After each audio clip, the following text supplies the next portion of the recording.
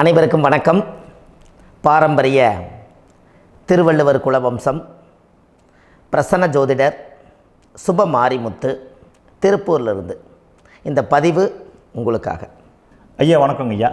வணக்கம் ஐயா. ஐயா இப்போது மக்கள் சார்பாக ஒரு கேள்வி இன்றைக்கி நான் கேட்கலான் இருக்கேன். கேளுங்க ஐயா. ஐயா அதாவது இந்த ஜாதகத்தில் முடக்கு இருக்கு, ஜாதகத்தையும் முடக்கிருச்சு, கண்டிப்பாக அதனால் வாழ்க்கையில் நிறைய பிரச்சனைகள் அப்படின்னு சொல்லி நிறைய பேர் கேட்குறாங்க. கண்டிப்பாங்க ஐயா. இந்த முடக்குங்கிறது என்னங்க ஐயா? அதற்கும் கர்மாவுக்கு ஏதாவது சம்மந்தம் இருக்காங்க ஐயா? ரொம்ப பற்றி சொன்னீங்கன்னா ரொம்ப உதவியாக இருக்குங்க. நல்ல கேள்விங்க ஐயா. இந்த கர்மாவே முதல்ல எங்கேருந்து வருது அப்படிங்கிறது தான் இப்போ நம்ம சொல்ல போகிறோம். இதுவரைக்கும் எத்தனையோ கருத்துக்களெல்லாம் நீங்கள் இந்த உலகத்தில் கேட்டிருப்பீங்க. ஆனால் இந்த பதிவில் நீங்கள் பொறுமையோடு இந்த கருத்தை ஒரு இனிமையோடு நிதானமாக கேட்டிங்கன்னா உங்களுடைய ஊழ்வினை கர்மா எங்கிருந்து உருவாச்சு, இதனுடைய இந்த கர்மானால் நாம் என்ன கஷ்டப்படுறோம், நாம் இந்த பூமியில் பிறக்கிறதுக்கு என்ன வரம் வாங்கி வந்தோம், நம்ம பாவ புண்ணியமெல்லாம் ஜாதக கட்டத்தில் போய் எப்படி எடுக்கிறது, நம்மளுடைய தோஷம்னு சொல்கிறோமே அந்த தோஷம் எப்படி கிரியேட் ஆகுது, நம்ம இந்த பூமியில் பிறக்கும்போது கொண்டு வந்த கர்மாவா, இல்லை கடவுளே நம்மளுக்கு ஒரு தண்டனையாக கொடுத்த கர்மாவா, இல்லை நம்ம இந்த பூமிக்கு வந்ததுக்கு அப்புறம் செய்த கர்மாவா, இது எல்லாத்தையுமே நம்ம பொறுமையாக கேட்கணும்னா கண்டிப்பாக இந்த பதிவை நீங்கள் பொறுமையோடு கேளுங்க. உங்களுக்கு இதில் ஒரு பெரிய ஒரு ரகசியம் ஒன்று அடங்கியிருக்குது. அந்த ரகசியத்தை தான் இன்றைக்கி இந்த உலகத்துக்கு அரங்கேற்றம் பண்ணுறேன். இந்த முடக்கு நம்ம ஐயா கேட்டதில் ஒரு அற்புதமான ஒரு விஷயம் என்ன அப்படின்னு கேட்டிங்கன்னா, முடக்குங்கிறது அந்த காலத்தில் பெரிய திறமையை கட்டி போட்டு வச்சுட்டா நம்மனால் அது இயங்க முடியுமா? முடியாது இல்லைங்களா ஐயா? முடியாது. அப்போது அதே மாதிரி ஜாதக கட்டத்தில் நமக்கு வேண்டிய யோகத்தை கடவுளே நம்மளுக்கு நாம் செய்த பாவத்தினால அது முடக்கி வச்சிருச்சுன்னா அந்த பாவகத்தை அந்த ஜாதகர் அனுபவிக்க முடியுமா? அனுபவிக்க முடியாது. அப்போது அந்த அனுபவிக்க முடியாமல் வெளி உலகத்தில் போய் நம்ம தேடி போன பிறவியில் செய்த பாவத்தை இந்த பிறவியில் நீங்கள் தேடி கண்டுபிடிச்சி வாழ்க்கையில் நீங்கள் எப்போ மேலுக்கு வர்றது? அப்போது அந்த கர்மா 12 ராசி கட்டத்துக்குள்ள 27 நட்சத்திரத்தில் 9 கிரகங்களுக்குள்ள ஒரு பெரிய ஒரு ஆத்துமாத்துமான கர்மா, உங்கள் பூர்வ ஜென்ம கர்மா இதுக்குள்ளே எங்கேயோ ஒரு இடத்துல முடங்கியிருக்குது. இந்த முடக்க மட்டும் உங்கள் ஜாதகத்தில் நீங்கள் கண்டுபிடிச்சிட்டிங்கன்னா ஹைலைட்டாக வாழ்கிறதுக்கு, இந்த உலகத்தில் சுதந்திரமான வாழ்க்கை வாழ்கிறதுக்கு ஒரு மிகப்பெரிய பொக்கிஷம் உங்கள் ஜாதகத்துக்குள்ளேயே இருக்குது. அப்போது அந்த ஜாதகத்துக்குள்ளே நாம் போன பிறவியில் நம்ம கர்மா நாம் என்ன செய்திருப்போன்னு உங்களுக்குள்ளே பெரிய குழப்பம் இருக்கும். என்னங்க ஐயா, நீங்கள் என்ன கர்மா பண்ணிட்டு வந்தீங்க, நாம் போன பிறவியில் நம்ம யாரை ஒரு வதச்சோம், யாரை நம்ம மனசை புண்படுத்தினோம், நம்ம தாத்தாவுக்கு சோறு போட்டோமா, நம்ம பாட்டனுக்கு சோறு போட்டோமா, நம்ம முப்பாட்டனுக்கு சோறு போட்டோமா, நம்ம கொள்ளுப்பாட்டனுக்கு சோறு போட்டோமா, அப்போ நம்ம அப்பாவுக்கு நம்மளை பெற்றவருக்கு நம்ம சாப்பாடு கொடுத்தோமா, இவங்களுக்கெல்லாம் நம்ம சேவை பணிமடைகள் செஞ்சோமா, நம்மளுடைய உறவுகளுக்கெல்லாம் அரவணைச்சு போனோமா, நம்மளுடைய இந்த மாதிரி நாம் இரத்த சம்பந்த உறவுகளை இருந்து தான் இந்த உலகத்துக்கு நம்ம வெளியில் வந்திருப்போம். அப்போது வெளியில் நீங்கள் நிற்கிறீங்க, அப்படியே மேலே போய் பார்த்தீங்கன்னா ஒரு 7 தலைமுறையில் ஒவ்வொருத்தரும் செய்த கர்மாவெல்லாம் நம்ம பிளட்டு ரிலேட்டிவாக இப்போ நீங்கள் கரண்ட்டில் இருக்கிறவங்க கிட்ட தான் டெபாசிட் பண்ணியிருக்கோம். அப்போ இது தெரியாமல் நாம் ஜாதகத்துக்குள்ளே போய் தசாபுத்தி நல்லா தனுங்க இருக்குது, நான் ரொம்ப கஷ்டப்படுறேன், என் ஜாதகத்தில் போய் பார்த்தேன் எல்லா கிரகங்களும் நல்ல வலிமையாக இருக்குன்னு தான் சொன்னாங்க, ஆனால் இன்னும் என்னுடைய கடன் அடையலை, இன்னும் என்னோடய கர்ம தீர்ந்த மாதிரியே தெரியல, எனக்குள்ளே ஒரு தாட்டு என்னமோ நான் ஒரு பின்தங்கின வாழ்க்கையிலே வாழ்ந்துட்டுருக்கேன் அப்படின்னு நீங்கள் சொல்லும்போது, அப்போ இதையெல்லாம் தாண்டி ஒரு கர்மா உங்களுடைய ராசி கட்டத்துக்குள்ளே எங்கேயோ ஒரு பக்கத்தில் ரகசியமாக புதைஞ்சிருக்கு. அப்போது அந்த ரகசியமாக புதைஞ்சிக்கக்கூடிய அந்த முடக்கு தான் இன்றைக்கி இந்த உலகத்துக்குள்ளே நீங்கள் தெரிஞ்சுக்கக்கூடிய விஷயம். அப்போ அந்த முடக்குங்கிறது ஒன்று உண்மை. இந்த உலகத்துக்கு நம்மளை எல்லாத்துலேயும் நல்லா யோசிச்சு பாருங்கள். 12 ராசி கட்டம் இருக்குதுங்களா ஐயா? ஆமாங்க ஐயா. ஆனால் கிரகம் எத்தனை இருக்குதுங்க? 9 தான் இருக்குங்க ஐயா. ஆமாம், 12 ராசிக்கு 12 கட்டத்துக்கு 12 கிரகம் கொடுத்துருக்கலாமல்ல கடவுள்.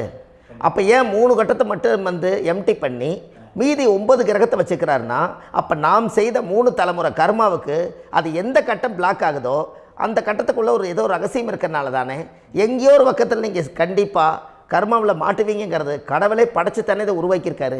12 ராசிக்கு 12 கட்டம் கொடுத்துருந்தா எங்கே நீங்கள் சுற்றி வந்தாலும் ஏதோ ஒரு வீட்டுக்குள்ளே போய் உட்காந்துக்கலாம்.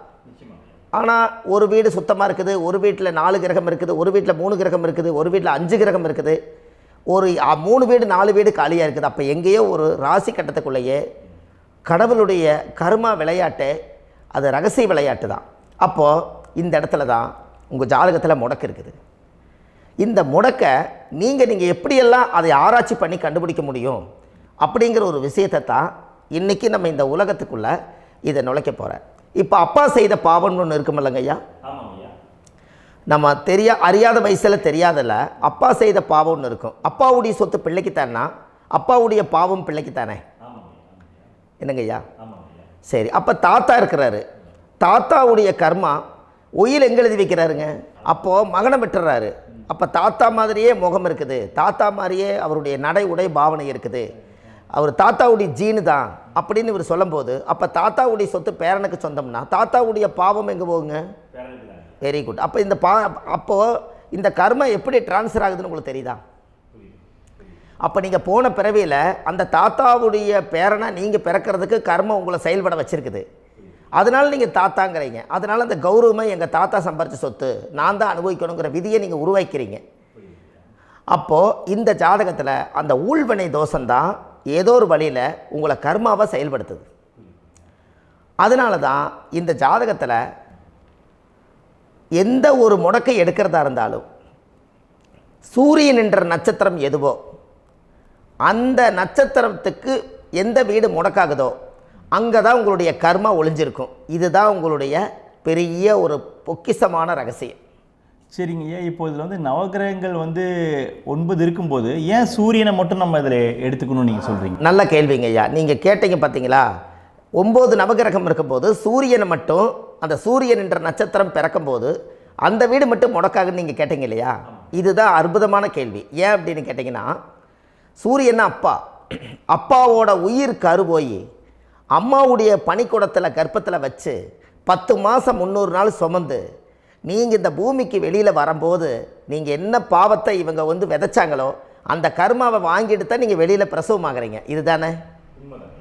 அப்போ சூரியன் என்ற நட்சத்திரம், அந்த சூரியனுங்கிறது உயிர் கருவல்லவா, அப்பாவுடைய உயிரணுக்கள் அம்மாவுடைய கருவிக்குள்ளே போய் நாம் குழந்தை வடிவத்தில் இருந்து 300 நாள் பாவ உன்னித்த பதிவில் ஏட்டு எழுதி ஒரு ஜாதகத்தை கையில் கொடுத்து பிறந்த உடனே உங்களுக்கு ஒரு ஏட்டை பெரட்டி நீ இப்படித்தான் விதி, இனிமேல் இப்படித்தான் நீ வாழணும்னு சொல்லி உங்கள் கர்மாவை நீங்கள் கர்மாவோடு தானே வெளியில் பிறக்கிறீங்க.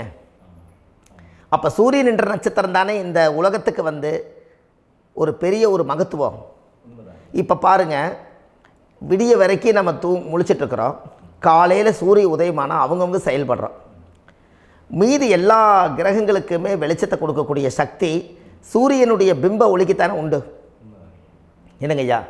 அதனால தான் மேசத்து உச்ச வீடுன்னு சொல்லி மேசத்தை உச்சம்னு சொல்லி சூரிய உச்சத்தை அங்கே தான் வச்சாங்க. அப்போது அந்த காலச்சக்கரத்துக்கு 5ஆம் இடம் பூர்வ புண்ணியஸ்தானத்தில் போய் சிம்மத்தில் கொண்டு போய் சூரியனை ஆட்சி வீடுன்னு வச்சாங்க. அப்போது சூரியனில் இருந்து தான் அந்த மையப்புள்ளி உருவாகுது. அப்போ உங்களுடைய ஜாதகத்தில் அந்த சூரியனாகப்பட்டவர் பிறக்கும்போது நீங்கள் உங்கள் ஜாதகத்தை நீங்கள் எடுத்துக்கங்க ஐயா. நீங்கள் இன்றைக்கே போய் கதவை திறந்து உங்கள் பெட்டியை திறந்து பீர்வாவுக்குள்ளே உங்களுடைய ஜாதகம் இருக்குது, அந்த ஜாதகத்தை எடுத்து ஜோதிடர்கிட்டையே நீங்கள் சந்தேகம் கேட்குறக்கு முன்பு நீங்களே உங்களுடைய கர்ம பற்றி தெரிஞ்சுக்கிறதுக்கு இந்த பதிவில் உங்களுக்கு ஒரு ரகசியத்தை சொல்லித்தரேன். உங்கள் ஜாதகத்தில் இப்போ இது வரைக்கும் ராசி கட்டத்தை நீங்கள் பார்த்துருப்பீங்க, ஆனால் பாதசாரம்னு ஒன்று இருக்கும் இல்லைங்களா? ராசிக்கு பாதசாரம்னு ஒன்று இருக்கும்.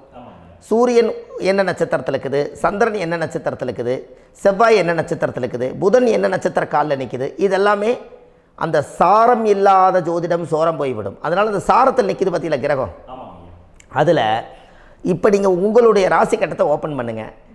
இதில் ராசி கட்டத்தில் சூரியன் என்ற நட்சத்திரம்னு ஒன்று இருக்கும் இல்லைங்களா? அது எதுவாக வேணாலும் இருந்துட்டு போட்டோம்.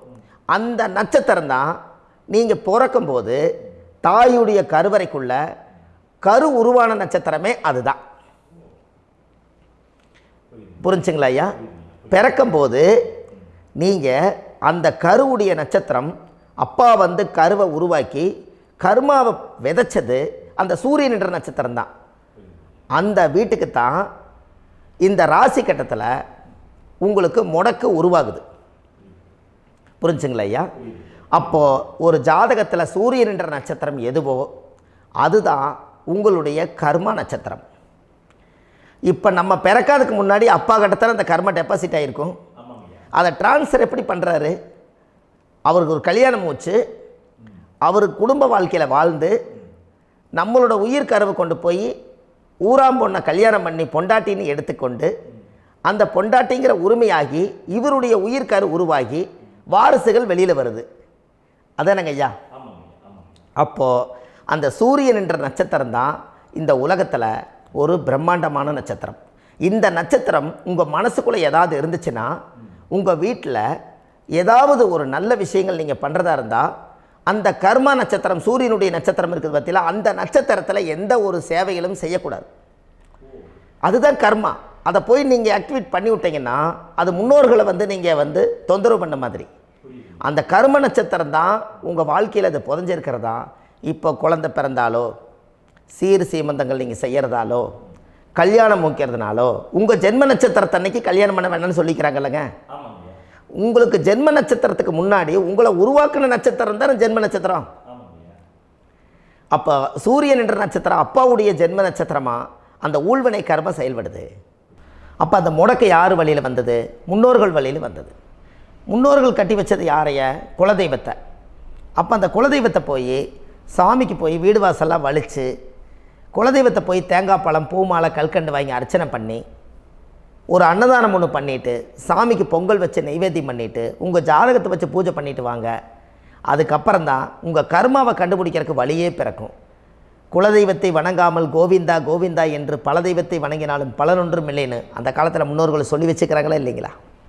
அதனால் கண்டிப்பாக அதை கண்டுபிடிச்சி நீங்கள் அதுக்கு ஒரு நைவேத்தியம் பண்ணால் மட்டும்தான் முதல்ல உங்கள் 5ஆம் பாவம் முன்னோர்கள் அது வேலை செய்யும். குலதெய்வ ஆலயத்துக்கு போயிட்டு வாங்க. போயிட்டு வந்துட்டு இந்த கர்மவினை தோஷத்தை நிவர்த்தி பண்ணுறதுக்குண்டான சரியான பரிகாரத்தை நம்ம எடுப்போம். அப்போது உண்மையாலுமே ஒரு ராசி கட்டத்துக்குள்ளே இந்த மாதிரி ஒரு அந்த கர்ம தோஷம் இருப்பதனால இந்த கர்மா தோஷத்துக்கு அந்த முடக்க தோஷங்கிறத நீங்கள் எடுத்து அதை கண்டுபிடிச்சி அந்த சூரியன் என்ற நட்சத்திரம் எந்த ராசி கட்டத்தில் போய் முடக்காயிருக்குதோ அந்த முடக்கு எந்த பாவகம் வந்து நம்மளுக்கு லாக் ஆகிருக்குதோ அந்த பாவகத்துக்கு உண்டான பரிகாரங்கள் அதுக்குரிய ஸ்தலங்கள் அந்த கோவில்களில் போய் சுவாமிக்கு தேங்காய் பழம் பூமாலை கல்கண்டு வாங்கி அர்ச்சனை பண்ணி நீங்கள் அந்த கோவிலுக்குள்ளே போய் உட்காந்து சாமி கும்பிட்டு வந்தீங்கன்னா உங்களுடைய ஜாதகத்தில் இருக்கக்கூடிய அந்த முடக்கு தோசை நீங்கி வாழ்க்கையில் நீங்கள் எதை சாதிக்க வந்தீங்களோ அந்த சாதனையை நீங்கள் சாதிச்சிட்ருப்பீங்க. புரிஞ்சுங்களா ஐயா? ஏன் அப்படின்னா அந்த முடக்கு நட்சத்திரத்துக்குள்ளே தான் ஒரு தோஷம் இருக்குது. இப்போ அந்த காலத்தில் பாருங்கள் ஐயா, முன்னோர்கள் எல்லாம் நிறைய பேர் கோவில் கட்டி வச்சுட்டு போயிருக்காங்களா இல்லைங்களா? இந்த கோவில் எதுக்காக கட்டி வச்சுக்கிறாங்கன்னா அவங்க கட்டினவங்களுக்கும் அந்த முடக்கு தோஷம் இருந்திருக்குது. ராஜாக்கள் இருந்திருக்குது, மன்னர்கள் காலத்தில் இருந்திருக்குது, ஜமீன்தார் காலத்தில் இருந்திருக்குது. இப்போ அவங்களுடைய அமைப்புகள் எல்லாமே முன்னோர்கள் என்னமோ அறியாமல் தெரியாத தன்னடக்கம் இல்லாத ஒரு கர்மாவை இவங்க செஞ்சிட்டாலும் அதுக்குரிய பரிகார ஸ்தலங்களை கொண்டு போய் அந்த காலத்திலே ஜாதகம் பார்த்து நம்ம வந்து முன்னோர்களுடைய பாவத்தை நாம் செய்த பாவத்தையும் தீர்த்துட்டு நமக்கு கீழே அடுத்த சந்ததிகள் அடுத்த தலைமுறைகள் வந்தாலும் இந்த கோவில்களுக்கு வந்து விளக்கு போட்டு சாமி கும்பிட்டு இந்த மண்ணை மிதிச்சுட்டு போனால் அன்னையோடு அந்த கர்மா தீருங்கிறது அந்த காலத்திலேயே முடக்க தோஷ பரிகாரத்தை கோவில் வழியில் அந்த காலத்தை திசை திருப்பி வச்சுருக்காங்க. அப்போ நீங்கள் கோவிலுக்கு போகாமல் கண்டிப்பாக இந்த பரிகாரத்தை நீங்கள் உடைக்க முடியாது. ஏன் உடைக்க முடியாதுன்னா இப்போ நீங்கள் எத்தனை வருஷம் வாழ்கிறீங்க ஐயா? 120 வருஷமே வச்சுக்கோங்க. சூரியன் திசை 6 வருஷம், சந்திரன் திசை 10 வருஷம், செவ்வாய் திசை 7 வருஷம், ராகு திசை 18 வருஷம், குரு திசை 16 வருஷம், சனி திசை 19 வருஷம், புதன் திசை 17 வருஷம், கேது திசை 7 வருஷம், சுக்கிரன் திசை 20 வருஷம். இப்போ நான் சொன்ன டோட்டலெல்லாம் கூட்டிங்கன்னா 120 வருஷம் வரும். இது ஒரு மனிதர் பிறந்து பூரண ஆயுளோடு வாழ்ந்தால் இந்த 120 வருஷம் வாழ்ந்தால் அவர் இந்த பூலோக பதவி விட்டு சிவலோக பதவி போயிடுவார். அதுக்கு பேர் தான் பூரண ஆயுள் என்று பொருள். அப்போ இந்த பூரண ஆயுளை வாழ்ந்தவருக்கு 120 வருஷம். கோயில் எத்தனை வருஷம் வாழுதுங்க ஐயா? கோயில் பழங்காலத்து கோயிலெல்லாம் எத்தனை வருஷம் வாழுதுங்க? 12 வருஷத்துக்கு கும்பாபிஷேகம். அது ஓகே, அது பரவாயில்ல. 12 வருஷத்துக்கு ஒருக்கா பழசை புதுப்பிச்சு கும்பாபிஷேகம் பண்ணி மறுபடியும் அதுக்கு பவர் ஊட்டி சக்தி ஊட்டி அதுக்கு உருவேற்றுறாங்க. நான் சொல்கிறது கோயில் 5000 வருஷம் 4000 வருஷம் பெரிய பெரிய சித்தர்கள், மகான்கள், ரிஷிமார்கள், யோகிகள், சித்தர்கள் இவங்களெல்லாம் போய் கோவில்லையே சிவனையும் பெருமாளையும் வழிபாடு பட்டுட்டு கோவில்லையே ஒரு ஓரத்தில் ஜீவசமாதி ஆயிட்டாங்கன்னு பழைய கால கோயிலில் சித்தர்கள் குடியிருக்காங்களா இல்லைங்களா? இருக்காங்கல்லங்க ஐயா. அப்போது நாம் 120 வருஷம் வாழ்கிறோம், கோவில் 5000 வருஷம் வாழுது. எங்கே சக்தி அதிகமாக இருக்குன்னு சொல்லுங்க? கோவிலில் தாங்க ஐயா. கோயில் தான், அதில் ஒன்றும் மாற்றம் இல்லைங்களே. கோயில் தாங்க. அப்போ கோவிலில் தான் அந்த சக்தி இருக்குதுன்னு நீங்கள் சொல்கிறீங்க. அப்போ உங்களுடைய கர்மாவை உடைக்கிறதுக்கு 120 வருஷம் பெருசா 5000 வருஷம் பெருசான்னு சொல்லுங்கள்? 5000 தாங்க. அப்போ 5000 வருஷம் உள்ள அலைகள் வந்து எத்தனை அந்த சிவனுக்கு இப்போ சிவன் கோயிலே உங்களுக்கு முடக்கு தோஷத்துக்கு ஒரு கோயில் வருதுன்னு வச்சுக்கோங்க. அந்த கோவிலில் எத்தனை முடக்குகளுக்கு உண்டான கோவில்கள், எத்தனை பழங்களை ஊற்றி சாமிக்கு அபிஷேகம் பண்ணியிருப்பாங்க, எத்தனை பால் கூட ஊற்றிருப்பாங்க, பன்னீர், தேன், இளநீ, மஞ்சள் நீர், திருமஞ்சனம், அபிஷேகம், பொங்கல், நைவேத்தியம் இத்தனையும் செஞ்சு அந்த சிவனை வந்து சிவனாக பார்த்து அந்த கருவறைக்குள்ள ஒரு கிராணங்கள் வரும்போதும் கூட பாதுகாப்பு பண்ணி வச்சு நல்ல சக்தியோடு அந்த கருவறையை புத்தியோடு அவங்க வேலை செஞ்சு அந்த காலத்தில் வச்சுருக்காங்களா இல்லைங்களா? அப்போது நம்ம வீட்டை அவ்வளோ சுத்தமாக வச்சுருக்க முடியுமா? என்னதான் வாஸ்து இருந்தாலும் முடியாது இல்லைங்களா? அப்போது அவ்வளவு ஒரு பவர்ஃபுல்லான கோவில் அந்த முடக்கு தோஷத்துக்குள்ளே ரகசியமாக அந்த கோயில் அடங்கியிருக்குது. உங்கள் ஜாதகத்துக்குள்ளே உண்மையாலுமே ஊழ்வினை கோயில், கர்மவினை கோயில் அதுக்குள்ளே இருக்குது.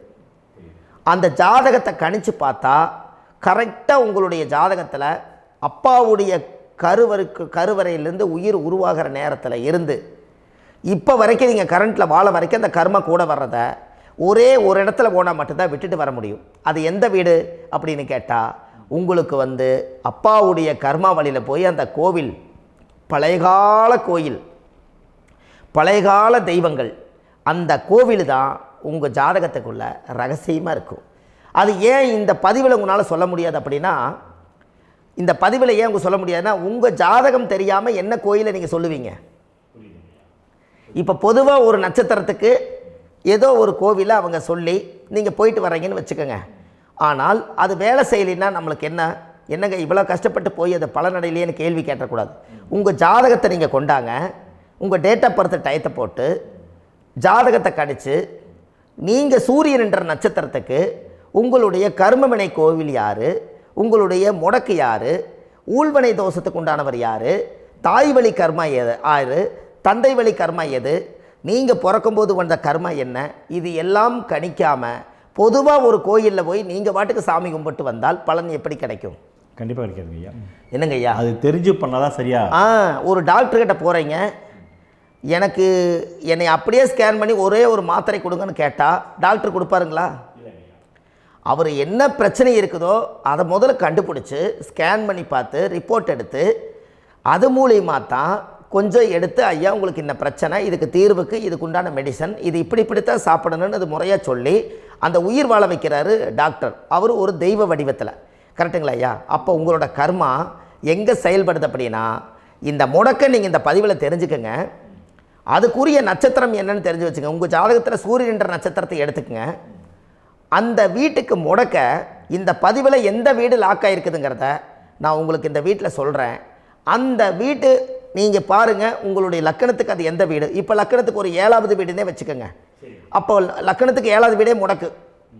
அப்படி ஒரு முடக்கு ஆகிப்போச்சுன்னா ஒரு ஜாதகத்தில் லக்கணம் தான் 1, 7ஆம் இடம்ங்கிறது மனைவி ஸ்தானம். ஒரு ஆணுடைய ஜாதகத்துக்கு 7ஆம் இடம் தான் மனைவி. அவருக்கு நல்ல மனைவி அமையாமல் ஆடம்பரம் இருந்தும் வீடு அரண்மனை மாதிரி இருந்தும் அந்த மனைவியை ஒரு சந்தோஷமாக அவர் அனுபவிக்க முடியாது. புரிஞ்சுங்களா ஐயா? சந்தோஷமாக அனுபவிக்க முடியாது. ஏன் அப்படி? 7ஆம் இடத்துல தான் அவரோட கர்மா உட்கார்ந்துருக்குது. கரெக்டாக சொன்னீங்க. 7ஆம் இடத்துல தான் அந்த கர்மா உட்கார்ந்துருக்குது. அப்போ அந்த 7ஆம் இடத்துல இருக்கக்கூடிய அந்த கர்மா போன பிறவியில் நீ மனைவிக்கு சோறு போடாமல் மனைவியை கட்டி வச்சு அடிக்கிறதும், மனைவியை துன்புறுத்துறதும், அந்த மனைவி இருக்கவே இன்னொரு வாழ்க்கைக்குள்ளே போகிறதும், இங்கே வாழ வேண்டிய தாம்பத்திய சந்தோஷத்தை கொண்டு போய் இன்னொரு இடத்துல கொடுக்கறதும், தெரிஞ்சிருந்தே நம்மளுடைய மனசுக்குள்ளே திருடுத்தனமாக வாழ்கிறதும், இது எல்லா கர்மாவும் போன பிறவியில் நாம் செய்த ஊழ்வினை கர்மா தான் உங்கள் ஜாதகத்தில் 7ஆம் இடம் முடக்கு. அப்போ அந்த 7ஆம் இடம் முடக்கா இருந்துச்சுன்னா கண்டிப்பாக உங்கள் ஜாதகத்தில் நீங்கள் என்ன அனுபவிச்சிட முடியும்? நல்ல நண்பர்கள் கிடைக்க மாட்டாங்க, நல்ல ஒரு பார்ட்னர்ஷிப் அமையாது, நல்ல ஒரு நட்பு வட்டங்களில் எதையும் அனுபவிக்க விடாது, ஒரு அங்கீகாரமான உறவுகளில் போய் நம்ம ஸ்ட்ராங்காக நிற்க முடியாது. 7ஆம் இடம் என்பது தாம்பத்திய வாழ்க்கை, பூர்த்தி இல்லாத வாழ்க்கையாக இருக்கும். இப்படியெல்லாம் அந்த ஜாதகத்தில் ஒரு பொதுவாக ஒரு ஜாதகத்தில் 7ஆம் பாவம் முடக்காயிட்டால் இந்த கர்மாவை அவர் அனுபவிச்சுக்கிட்டே இருப்பார். இது எப்போத்தான் அதுக்கு ஒரு தீர்வு வேணுங்கய்யா? அந்த கோயில் எதுன்னு நீங்கள் கரெக்டாக சொன்னீங்க. இப்போ இது மனிதனால் செயல்படுது. மனிதர்கள் தான் கோயிலை கட்டி வச்சாங்க. தெய்வத்தை விட ஒரு காலத்தில் மனிதர்களுக்கு மகிமை ஜாஸ்தி. ஏன்னா சாதாரண ஒரு மண் பூமியாக இருந்த இடத்த மனிதர்கள் தான் கோயில் கட்டி ஒரு மகிமைப்படுத்தி புண்ணியம் பண்ணி வச்சாங்க. மனிதர்களுக்கு சக்தி அதிகம்தான், ஆனால் பிரபஞ்சத்துக்கு அதை விட சக்தி அதிகம் அல்லவா? ஐயா, நீங்கள் கோவிலுக்கு போய் அந்த கர்மா உடைக்கிறதுக்கு கோவிலில் சக்தி இருக்குது, ரைட்டு. ஆனால் நம்ம வீட்டுக்கும் கோயிலுக்கும் ஒரு மிகப்பெரிய தொடர்பு என்னென்னா, அந்த கோயில் கட்டுறவங்க எல்லாமே பழைய காலத்து கோயிலெல்லாம் பாருங்கள், பஞ்சபூதத்தை வச்சு கட்டியிருப்பாங்க. பஞ்சபூதத்தை வச்சு தான் கட்டுவாங்க கோயில். அது உங்களுக்கு தெரியணும் இல்லைங்களா? பஞ்சபூதம்னா நீர், நெருப்பு, காற்று, பூமி, ஆகாயம். இந்த பஞ்சபூதத்தினுடைய சக்திகள் எல்லாம் ஒரே நேர்கோட்டுக்கு என்னைக்கு வருதோ அன்னைக்கு தான் அந்த கோவிலுடைய பாலக்கால் போட்டு 1000-2000 வருஷம் நிலச்சி நிற்கிறது. காரணம், இந்த பிரபஞ்சத்தில் பஞ்சபூதம் எப்படி நிலச்சி நிற்குதோ அதுபோல் 5000 வருஷம் நிற்கிறதுக்கு அந்த பஞ்சபூத சக்தி வச்சு தான் சாமி சிலையை பிரதிஷ்டை பண்ணி வச்சுருப்பாங்க. அதனால தான் இந்த கோயில்கள் எல்லாம் 5000 வருஷமாயும் எத்தனையோ கிராணங்களை எல்லாம் தப்பிச்சிருக்கிறதுக்கு காரணம். அப்பேற்பட்ட புண்ணிய ஸ்தலம் உங்களுக்கு எதுன்னு தெரியணும் அல்லவா? என்னங்க ஐயா? அப்பேற்பட்ட புண்ணிய ஸ்தலம் உங்களுக்கு எதுன்னு தெரிஞ்சால் தானே நீங்கள் போய் செய்ய முடியும், இல்லாட்டி கண்டிப்பாக தெரியாது. அப்போ இந்த முடக்கு தோஷத்தை கடவுள்கிட்ட கொண்டு போய் ஒப்படைக்கணும். நாம் பிறக்கும் போது கொண்டு வந்த கர்மாவை நாம் இருக்கும் காலத்தில் கொண்டு போய் இந்த கர்மாவை சுத்தப்படுத்தி, நீங்கள் பாவ ஆத்மாவை இந்த பூமியில் பிறந்து பூலோகத்தில் எல்லா புண்ணியத்தையும் செஞ்சுட்டு இந்த பூலோகத்தை விட்டு நீங்கள் போகும்போது புனித ஆத்மாவாக போகணுன்னா உங்கள் கர்மாவை கொண்டுட்டு போகாதீங்க, கர்மாவை நிவர்த்தி செய்யுங்க. என்னங்க ஐயா? அப்போ கர்மாவை சுத்தப்படுத்துங்க. கர்மாவை சுத்தப்படுத்திட்டு உங்களுக்கு பிறக்கிற குழந்தைகளுக்கு அந்த கர்மாவை டிரான்ஸ்ஃபர் பண்ணாமல் உங்களோட நில் பண்ணுங்க. ஒரு உதாரணம் சொல்லட்டுங்களா ஐயா? ஒரு காந்தம் ஒன்று இருக்குது இல்லைங்களா? ஒரு காந்தம்ங்கிறது ஒரு தாத்தாவாக வச்சுக்கோங்க. ஒரு இரும்பை கொண்டு போய் வச்சா ஒட்டு மோட்டாதா? அப்போ ஒட்டுனோடனே காந்தம்ங்கிறது தாத்தா, அவருக்கு பிறந்த வாரிசுக்கு அந்த கர்ம டிரான்ஸ்ஃபர் ஆயிருமா? சரி, இன்னொரு இரும்பை கொண்டு போய் வைங்க, ஒட்டு மோட்டாதா? அப்போ அது பேரனுக்கு வைங்க, பேரனுக்கு வந்துருச்சு அந்த கர்மா. இன்னொரு இரும்பை கொண்டு போய் வைங்க, அந்த காந்தத்துக்கு நேர் இன்னொன்று வைங்க, ஒட்டு மோட்டாதா? அப்போ அதை கொண்டு போய் நம்ம கொள்ளு பேரனுக்கு வைங்க. இப்படியே டிரான்ஸ்ஃபர் ஆகி தலைமுறையாக இந்த கர்மா தொடர்ந்துக்கிட்டே இருக்குது. இந்த இடத்துல கொண்டு போய் காந்தத்துக்கு இரும்பு ஒட்டிகிட்டே இருக்குதுல்ல, இந்த இடத்துல ஒரு மரக்கட்டை செஞ்சு கொண்டு போய் கரெக்டாக வச்சுக்கினே போட்டுமா? அந்த மரக்கட்டையை கொண்டு போய் வைக்கிறவர் யார்? மரக்கட்டை வச்சுட்டு அடுத்த வாரிசு புனிதமாக பிறந்துட்டு அந்த மேலே இருக்கிற கர்மாலாம் இந்த அடுத்த இதுக்கு வராதில்ல. இதுதாங்க ஐயா கர்மா. தொடர்ந்து வரக்கூடிய கர்மாவை அதை நில் பண்ணணுங்கிறதுக்கு பேர் தான் இந்த உதாரணத்தை சொன்னவங்களுக்கு. அப்போ நாம் இந்த பூலோகத்தில் நம்ம ஒரு தாயுடைய கருவறையில் இருந்து தொப்புள் கொடி அறுக்கும் நேரம் நாம் என்ன கர்மாவை வாங்கி வந்திருந்தாலும் அதையெல்லாம் ஆராய்ச்சி செய்து ஜாதகத்தில் முழுமையாக கண்டுபிடிச்சி ஒரு காலம் இல்லைனாலும் ஒரு காலம் நம்ம நல்லா இருக்கிறதுக்காக, நம்ம வாரிசுகள் எல்லாம் நலமடைஞ்சு வளமடைஞ்சு வர்றதுக்காக இந்த கர்மா தோஷத்தை கரெக்டாக கண்டுபிடிச்சி சரியான கோவிலுக்கு போய் நீங்கள் கர்மாவை நிவர்த்தி பண்ணி அங்கே பூஜை புனஸ்தானங்கள், சகசரநாம பூஜைகள், ஓமங்கள், வழிபாடுகள் இதெல்லாம் நீங்கள் செஞ்சு உங்களுடைய பாவத்தை எல்லாம் கழித்து உங்கள் ஜாதகத்தவே யோகமாக மாற்ற முடியும். கண்டிப்பாக மாற்ற முடியும். ஏன்னா நம்ம யாரை நம்பி செய்கிறோம்? சரியான கடவுள்கிட்ட வழிகாமிக்க போகிறோம். அப்போ கடவுள் பொய்யாயிருவாரா? ஐயா நம்ம அதாவது அந்த காலத்தை சொல்லுவாங்க, சத்தியுள்ள சாமி கும்பிட்டு புத்தி உள்ள உள்ளே பெக்கணும்னு சொன்னாங்க. 16 வதபதன்னு பெக்கலை, எல்லாம் அறிவோடு பெற்றாங்க. அதனால் எல்லாமே தாய் தந்தைகள் பேச்சை கேட்டாங்க. அன்றைக்கி எல்லாருமே தாய் தந்தைகளுக்கு தூணாக நின்னாங்க. அப்போ அந்த காலத்தில் சத்தியுள்ள சாமி கும்பிட்டு புத்தி உள்ள உள்ளே பெக்கணும்னு சொல்லி அன்றைக்கி அறிவோடு பெற்று இந்த கர்மாவை ஆளுக்கு ஒரு கர்மாவை டிரான்ஸ்ஃபரை பிரித்து எல்லாரும் சுத்தப்படுத்தினாங்க. இன்றைக்கி நம்ம ஒரு குழந்தை 2 குழந்தை பெற்று வச்சுருக்கோம். அவங்களுக்கே இவ்வளவு கர்மா வந்துருச்சுன்னா இந்த குழந்தைகளுக்கு என்னைக்கு இந்த கர்மாவை போய் கண்டுபிடிச்சி நீங்கள் எப்போ சரி பண்ணுவீங்கன்னு. அப்போ இந்த வாழ்க்கையில் ஏதோ ஒரு பிரபஞ்ச சக்தி நம்மளை அறியாமல் என்னமோ ஒரு இயக்கத்தில் கொண்டு போய் விட்டுருச்சுங்களா? அப்போ இனிமேலாவது இந்த கர்மாவில் இருந்து கண்டிப்பாக நம்ம நிவர்த்தி ஆகணும்னு சொன்னால் இந்த முடக்கு தோஷத்தை யாரெல்லாம் கண்டுபிடிச்சி இந்த ஊழ்வினை கர்மாவில் இருந்து நாம் கருவறையில் சுமக்கும் போது 10 மாதம் நீங்களாம் என்னென்ன நினச்சிருப்பீங்க? அதாவது கருவறைக்குள்ள கருப்பாக ஒரு பிண்டம் இடப்பக்கம் கிடக்கையில் இந்த பூமிக்கு வரும்போது நீங்கள் என்னென்ன நினச்சிருப்பீங்க? இந்த பிறந்ததுக்கு அப்புறம் வந்து தான் அம்மா தெரியுது, அப்பா தெரியுது, தாத்தா தெரியுது, பாட்டி தெரியுது, இந்த உலகத்தில் கண்கொள்ளாத காட்சிகள் எல்லாம் தெரியுது, எல்லாம் தெரியுது. ஆனால் 10 மாதம் உங்கள் வாழ்க்கையில் நீங்கள் இருக்கும்போது நீங்கள் என்னென்னலாம் நினச்சி இந்த பதிவில் இறைவன் கொடுத்தாரோ அதையெல்லாம் அனுபவிக்கத்தான் வந்தீங்க. அதுக்கு இடையில இருக்கிறதான கர்மா. இந்த ஒரு விஷயம் உங்களுக்கு கிடச்சிருச்சுன்னா நீங்கள் எல்லாருமே ராஜயோகமாக பிழைப்பீங்கள்ல. இதில் ஏழை பணக்கார யாரையுமே சொல்ல வரல. அவங்க பிறக்கும்போது புண்ணியத்தை பொறுத்து தான் போன ஜென்மத்தில் நம்ம என்ன புண்ணியங்கள் பண்ணி வச்சோமோ அந்த புண்ணியத்தில் இன்றைக்கி நல்லா வாழ்கிறாங்க. ஒருத்தர் கேட்டார், என் ஜாதகத்தில்ங்க எங்கூட படித்தவர் இடம் வாங்கிட்டார், வீடு வாசல் கட்டிட்டார், தொழில் பண்ணிட்டார், நல்லா இருக்கார், ஆனால் நான் இன்னும் அப்படியே தான் இருக்கிறேங்கன்னு ஒருத்தர் கேட்டார்.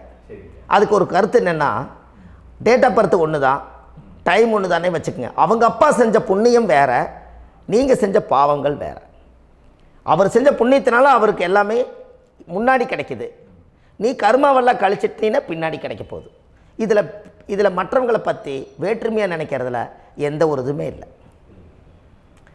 அப்போ ஒருத்தர் பார்த்து ஒருத்தர் வாழ வேண்டாம். உங்களுடைய சுய அறிவை வச்சு இந்த பூலோகத்தில் இந்த பூமியில் நீங்கள் 4 தெரிஞ்சு நல்ல விதமாக கற்றுக்கிட்டு இந்த உலகத்தில் சிறப்பாக வாழ கற்றுக்குங்க. அதுக்கு அந்த ஊழ்வினை தோஷத்தை கண்டுபிடிங்க. உங்களுக்குன்னு ஒரு முடக்கு இருக்குதுங்கிறத இன்றைக்கி நீங்கள் எழுதி வைங்க. அதை எப்படியாவது கண்டுபிடிங்க, அதை தேடுங்க. ஒரு முறை நீங்கள் ஜாதகத்தை கொண்டு வாங்க. அந்த ஜாதகத்தை கொண்டு வந்து உங்கள் பாவகத்தில் எத்தனாம் பாவம் முடக்காயிருக்குதுன்னு பாருங்கள்.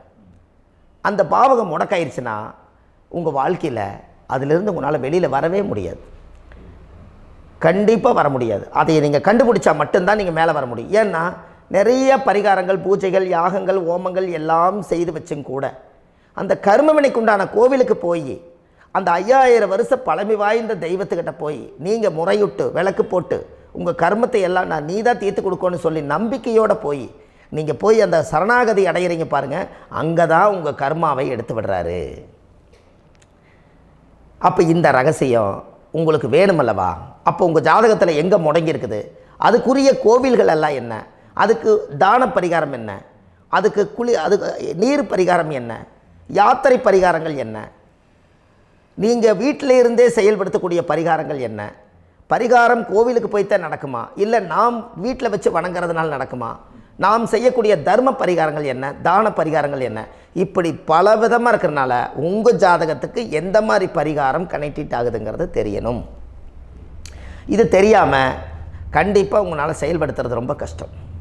இதனால் இதை நீங்கள் தெரிஞ்சுக்கணும்னா இப்போ நம்ம பாருங்கள், நீங்கள் அந்த தெரிஞ்சுக்கிட்டாலே உங்கள் வாழ்க்கையில் ஒரு டைம் தான் நீங்கள் தெரிஞ்சுக்க போகிறீங்க. உங்களுடைய கர்மா என்ன, நீங்கள் எங்கே செயல்பட்டு போயிட்டுருக்கிறீங்க, உங்கள் போகிற பாதை சரியா இல்லை அந்த பாதையில் முள்ளு கல் இருக்குதா, இது எல்லாம் உங்களுக்கு தெரியலனா இந்த முடக்கை கண்டுபிடிக்கக்கூடிய சக்தி வாய்ந்த இந்த கர்மாவை நிவர்த்தி பண்ணுறதுக்கு வழிகள் இருக்குது. அதனால் நீங்கள் கண்டிப்பாக இந்த முடக்கை தெரிஞ்சுக்கணும். இந்த முடக்கு ராசினா என்ன உண்மையாலுமே உங்கள் வாழ்க்கையில் நீங்கள் தெரிஞ்சு இனிமேல் உங்கள் வாழ்க்கையில் இதுவரையிலும் கர்மாவுக்குள்ளேயே கஷ்டப்பட்டீங்க, வழி தெரியாமல் கண்ணை கட்டி காட்டில் விட்ட மாதிரி இருந்தீங்க. இனி அப்படி இருக்க வேண்டாம். உங்கள் ஜாதகத்தில் 12 ராசி கட்டத்தில் 9 கிரகம் போகும், மீனி 3 கிரகம், 3 கட்டம் உங்களுக்கு எங்கேயோ ஒரு பக்கத்தில் 3 கட்டம் எம்டியாக தான் இருக்கும். கரெக்டுங்களா? அது இல்லாமல் ஒரு ஜாதகம் பிறக்காது. ஏன்னா 9 கிரகத்துக்கு 9 கணக்கு போட்டால் 3 கட்டம் எம்டியாக தான் நிற்குது. அந்த கட்டத்துக்குள்ளே எந்த நட்சத்திரத்தில், எந்த சாரத்தில், எத்தனாவது டிகிரியில், எத்தனாவது பாதசாரத்தில், எத்தனை வெகுளையில், எத்தனை செகண்டுக்குள்ளே இந்த கர்மா உள்ளே புகுந்து உங்களை செயல்படுத்துதுங்கிறத கண்டிப்பாக உங்கள் ஜாதகத்தை கொடுங்க. பார்த்து இந்த விஷயத்தை சொல்கிறேன், நீங்கள் அந்த இடத்துக்கு போய் நிவர்த்தி பண்ணிவிட்டு உங்கள் வாழ்க்கையில் கொஞ்சம் காலம் வாழ போகிறீங்க. பாருங்கள், பிறந்ததுலேருந்து 20 வருஷத்துக்குள்ளே இளமையாக வாழ்கிறீங்க, குழந்தையாக வாழ்கிறீங்க. 20லேருந்து 40 வயசுக்குள்ளே தான் உங்களுக்கு ஒரு பொண்ணை பார்த்து கல்யாணம் பண்ணி ஒரு கரு உருவாக்குறீங்க. அதுக்கப்புறம் 40லேருந்து 60க்குள்ளே குழந்தை பெற்று கடமை முடிச்சிடுறீங்க. 60 வயசுக்கு மேலே ரிட்டையர்ட் ஆகிடுறீங்க. இந்த 20க்கும் 60க்கும் இல்லாத 20லேருந்து இந்த 40 வயசுக்குள்ளே உங்களோட தேடல் என்னவோ அது வாழ வேண்டிய சுகபோகமான வாழ்க்கை எல்லாமே அந்த 40க்குள்ளே தான் இருக்குது. இந்த 40க்குள்ளே இருக்கக்கூடிய வாழ்க்கையை இந்த கர்மா தெரியாமல் காலத்தை வீணாக்க வேண்டாம். வாழ வேண்டிய வயசில் நீங்கள் வாழணும். அதுக்குரிய கர்மாவை நீங்கள் சுத்தப்படுத்துங்க. எப்படியெல்லாம் நீங்கள் சந்தோஷமாக வாழ்கிறீங்கன்னு எனக்கு ஒரு தகவல் கொடுங்க. வேறு லெவலில் நீங்கள் இருப்பீங்க. கண்டிப்பாக இந்த பதிவில் உங்களுக்கு நான் இந்த விஷயத்தை கொடுக்க போகிறேன். இந்த முடக்கு நட்சத்திரங்கள் என்ன அப்படிங்கிறத இந்த பதிவில் நீங்கள் ஒரு நோட் ஒன்று எடுத்துக்கோங்க, குறித்து வச்சுக்கோங்க. இதில் இருந்து அவங்கவுங்களுக்கு முடக்கு நட்சத்திரம் என்னங்கிறத இந்த பதிவில் நான் உங்களுக்கு கொடுக்குறேன். இந்த வீடு தான் அது முடக்குங்கிறத சொல்கிறேன். இதையெல்லாம் நீங்கள் தெரிஞ்சு உங்கள் ஜாதகத்தவே நீங்கள் முடக்கு எடுத்து கண்டிப்பாக உங்கள் வாழ்க்கையில் நீங்கள் நல்லா இருப்பீங்க. அதுக்கு ஒரு நோட் எடுத்து வச்சுக்கோங்க. இது வரைக்கும் கர்மாவை பற்றி நம்ம பேசினோம்.